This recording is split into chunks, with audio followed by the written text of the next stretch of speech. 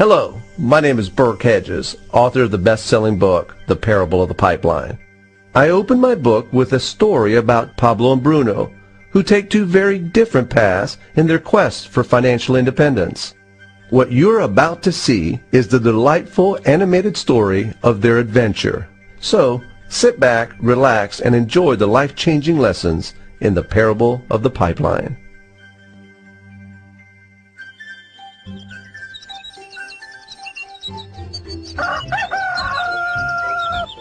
Far away, in a small village, near a beautiful valley, lived two friends, Pablo and Bruno.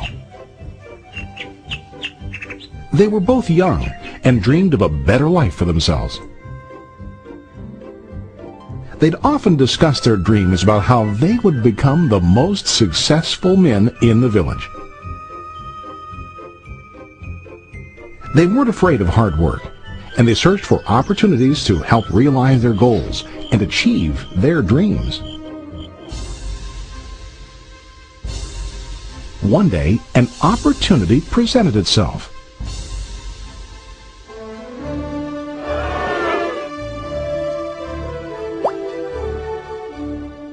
The mayor of the village decided to hire two people to bring water from a spring up on the mountain, across the valley, back down to the village.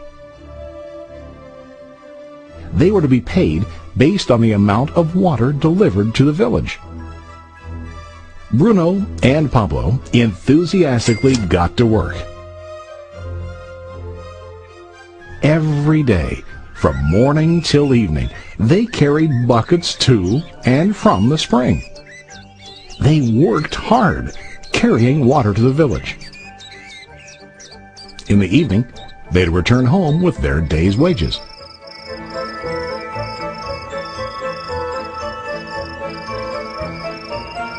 Bruno was satisfied with his work and the money he earned. He was sure that with this work he could achieve his dreams.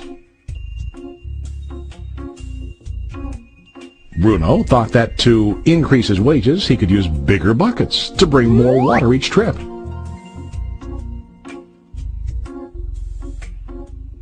He believed with a larger income he would soon be able to buy a cow and the house that he dreamed about.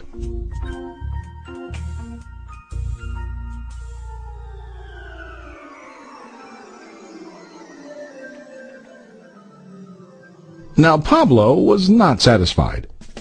At the end of the day, his back and hands ached, and he was exhausted. He was looking for an easier way to earn more. One day an idea occurred to Pablo. He imagined building a pipeline to deliver the water from the mountain spring to the village. With this pipeline, he could get more water to the village without carrying buckets back and forth from the spring to the village. Soon, he got very excited about his idea and began to plan. Pablo, of course, shared his idea with his friend Bruno and asked him to join with him to work on and help build the pipeline.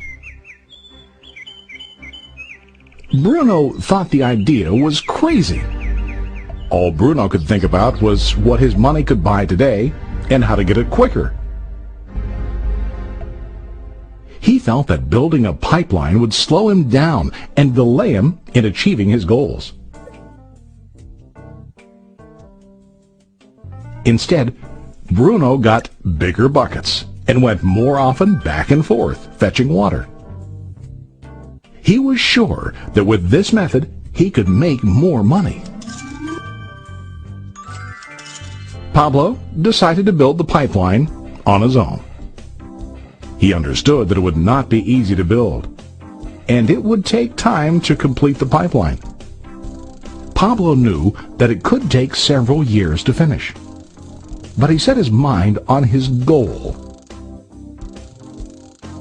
Every day he worked and carried water like before. But on weekends and during his spare time, he worked hard to dig in the rocky soil and build his pipeline. In the first month, there was little to show for his work.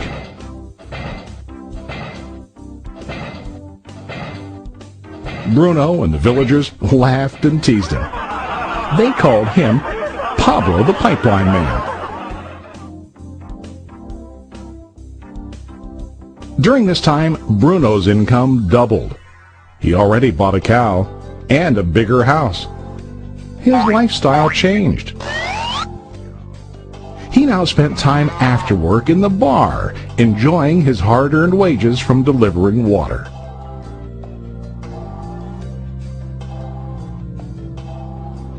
What Bruno didn't realize was that his body was starting to stoop from carrying the heavy buckets every day.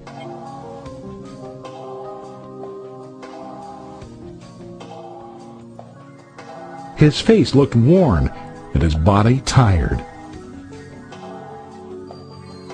Soon, he began to carry less and less water due to the wear and tear on his body.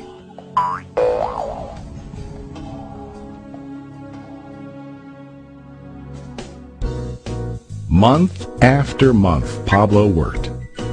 Soon a year passed, and then a second year. Finally, Pablo finished his pipeline. He now used his pipeline to deliver water to the village instead of carrying buckets. Pablo was now earning more money than ever before. The water continued flowing to the village, while Pablo wasn't working.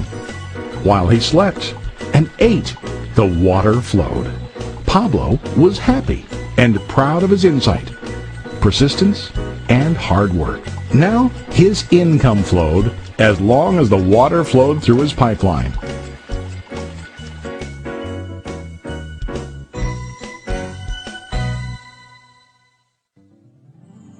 The story of Bruno and Pablo is a reflection of life. Their jobs symbolize what most people do to earn money. Bruno gets his money using buckets. He goes back and forth, carrying his buckets from the spring to the village in exchange for money. To increase his income, he either has to go more frequently to the spring or to use larger buckets. It's common in real life to increase our income by working harder. For example, working overtime or getting a second job. We also increase the size of our buckets by accepting a higher paying position, which often includes spending more time on the job. Most of us exchange time for money like Bruno. We know that every person has only 24 hours in the day and that it's not possible to use all our time to work. The most difficult time comes when we can no longer exchange time for money due to age, health, or other reasons. Then, our income stops. Now let's review what Pablo did. Very wisely, Pablo did not exchange all of his time for a limited income, but he used some of his time to build a pipeline. He knew that the pipeline would bring ongoing income as long as the water flowed. An ongoing income that multiplied the time he worked each day. Pablo knew that someday, maybe because of age or health, he would no longer be able to exchange his available time for money. Pablo knew that if he could make his idea of a pipeline work, then he only has to do the hard work of building the pipeline. After the pipeline was completed, Pablo was able to monitor and maintain the flow of water to ensure that his income will continue.